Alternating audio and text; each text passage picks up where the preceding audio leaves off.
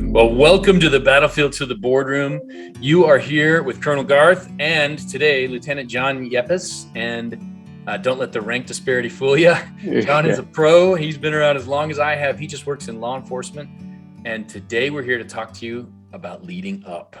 And John, I know you and I talked about this just a little bit before, but when you get promoted and you finally get to that level where you're like, I have a stake in all of this, like there's that sense of ownership with new rank, new authority. And so you go forward and you try and implement all these great ideas because you just came from the hoi polloi, right? You just stepped finally into a place where like, I'm going to fix all the things I hated. And then you run into a brick wall.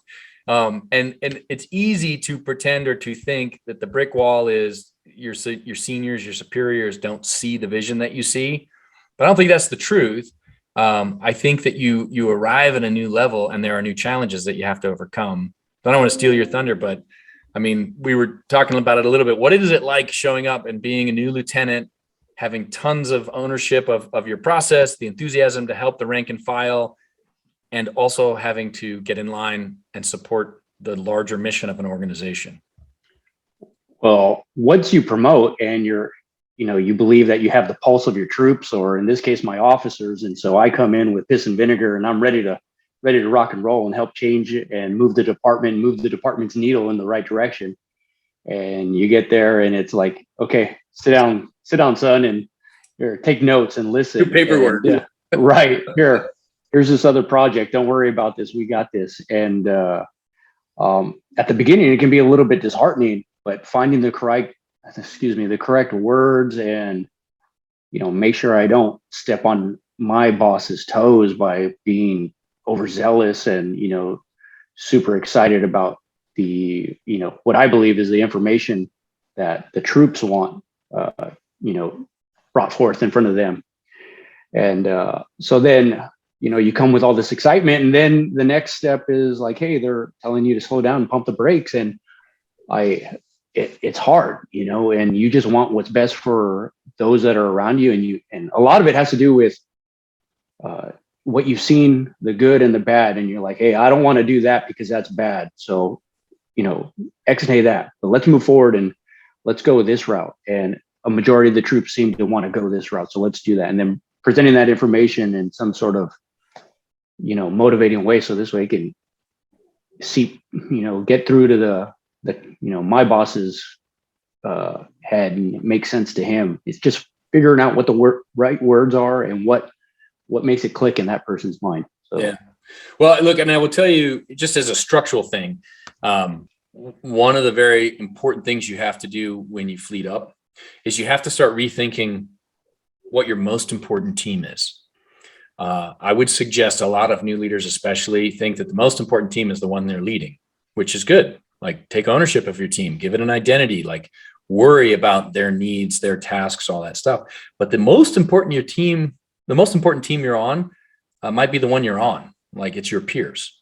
Mm-hmm. Now there's a danger of groupthink. I get it. No metaphor is perfect, right? But as just food for consideration, anybody thinking or listening to this, if you focus on your boss's team, right, and being an effective supporting agency across the silos, you can do more as a leader by aligning your team with everybody else than you can by deep diving into your team and making them experts, but exclusionary, right? So your department might be doing great, but to the detriment of other departments who struggle without the resources or the enthusiasm or the energy, or right. And you see that in a lot of businesses where you'll have a great set of engineers and all they do is complain about the sales team. And you have sales team who complain that they could make more sales if the engineers were just more cooperative. And so they've created these silos where the sales manager and the engineering manager are not working together. And because they're not working together, their teams don't work together, and then you have a problem. I would almost suggest to you, like when you take over a new rank or any new role, you spend the first 90 days just listening and learning. Right. And like, I would imagine at your agency, like your boss is trying to mentor you.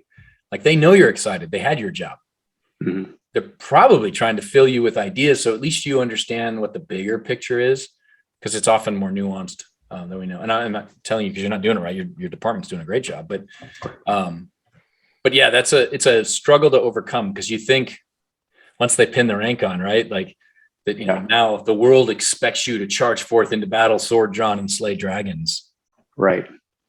And in my mind, it's like, this is why you promoted me to do this. So let me, you've already given me the goal. Now let me go get it, and sometimes there's barriers in between that I can't overcome because of. Would that mindset be wrong? So they promoted you because you have done a great job. You've shown tons of potential. Mm-hmm. But then the recognition that with the promotion comes the humility to sit back and go, okay, what do I have to do to be at this level now? Right. Because nobody's going to teach you how to behave as a lieutenant in law enforcement until you're a lieutenant in law enforcement. Yes. Because while you're a sergeant, they're trying to get you to be a good sergeant. Mm-hmm.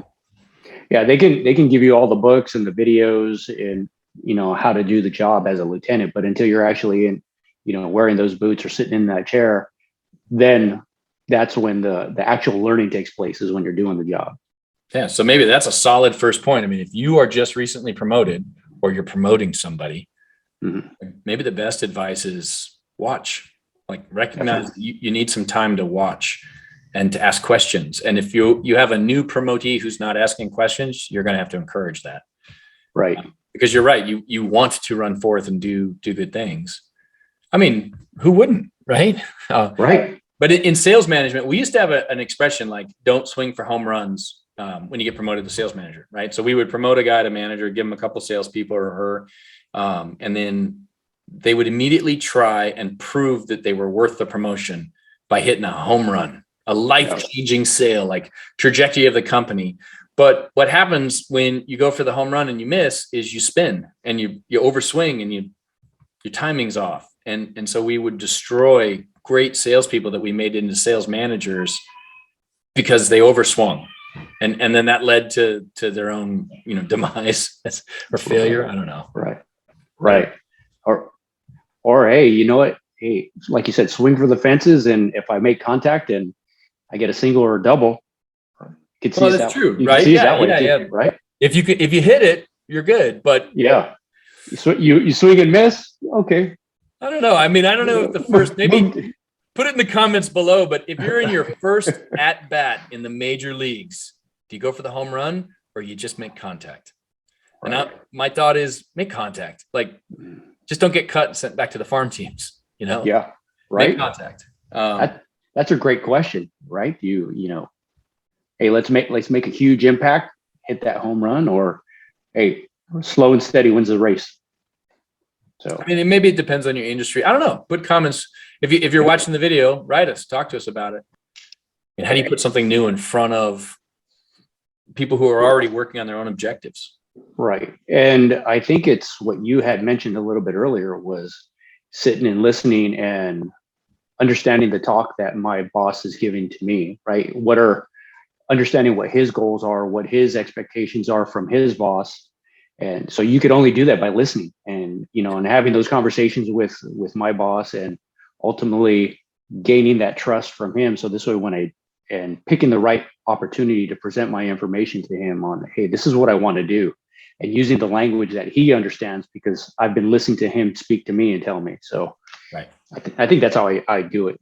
We call them lines of operation. And, for every line of operation, like for a city, a line might be safety. Well, inside safety is all of policing, and inside policing, there's different departments. So you might have one that's canine and one that's mounted and one that's just street patrol, investigations, whatever. So as you go down, it's like the Lord of the Rings, right? There's one ring to rule them all. Mm-hmm. At the very top, it's the objective of the city, but inside that, county, state, country. So it just keeps going up. And I think as a new leader, it's not that you're playing politics. It's not that you're, joining the bureaucracy, but you need to understand where you are in the nesting dolls, of strategic thinking. So once you understand the boss's objectives, then you can align things that you need to do or want to do that either promote or push towards the boss's objectives, or it gives you the tools to come in and say, okay, I see you on this track. I have a passion for this, and I think it's important. And then see if in that conversation, you can get them to adopt your program as part of their larger objectives. Correct. But you are, what are the Russian stacking dolls, right? The little, they all go inside right. each other, smaller and smaller.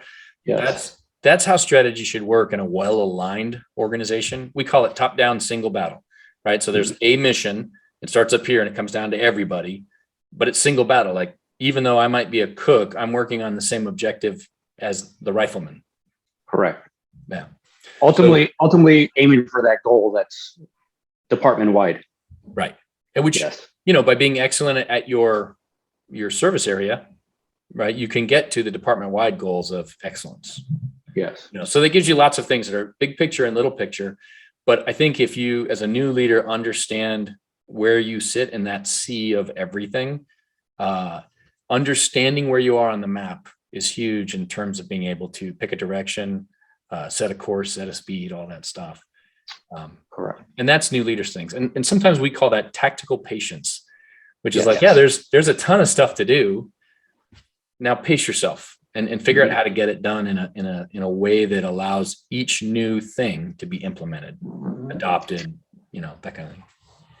And I think, within the 84, right, the Fortune 84, like understanding your role as a leader, right? So where, like you said, where you fit in that big clock, what cog are you in that entire clock? So that was helpful in understanding that, like, as a new leader, and then being able to explain that to the people that work under you. Hey, understand your role now. Hey, this is where my role is at. Here's your role, and this is how we end up getting to that ultimate goal of the department wide. Yeah. Well, you got to dig in. That's a good plug. Forge 84. That's good. So, All right. Well, hey, battlefield to the boardroom. Thank you for your time, Lieutenant. And you guys are doing good things out there. Appreciate you coming on, and we'll say goodbye. Bye.